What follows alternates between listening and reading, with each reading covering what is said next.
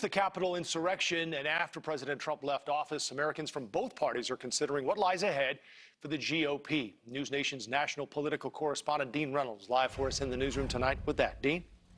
Joe, twice impeached, beaten in the election, and silenced by Twitter, Donald Trump still appears to have a gravitational pull on his party. If there is a Republican civil war, the former president and his supporters appear to be winning it.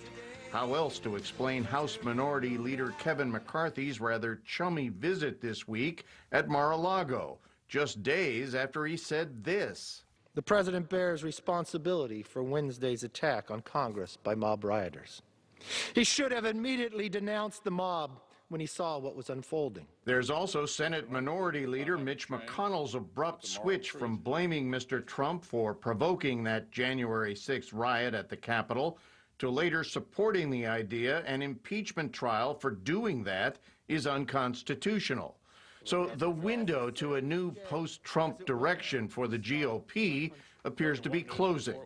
One reason, says Republican strategist Kenny Cunningham, is that many of the party faithful appreciate the Trump record and respect what's called Trumpism. There's a lot of people within the Republican Party that have opinions about Trump, good and bad. But what people in Republican circles will tell you is he was strong on the issues, and he accomplished a lot for conservatives, for Republicans. This former president won 75 million votes.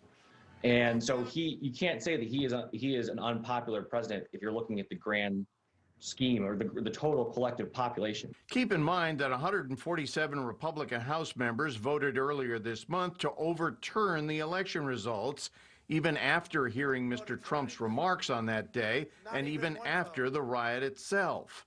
Yet now it's the 10 who voted to impeach Mr. Trump, including the third-ranking Republican in the House, Liz Cheney, who are being vilified by some of their colleagues and who may draw primary challengers. And even if you concede Mr. Trump lost the election, many Republicans are standing with him now because they believe he was and still is being treated unfairly. So I saw the treatment that the media had towards Trump and how it was just it seemed always negative.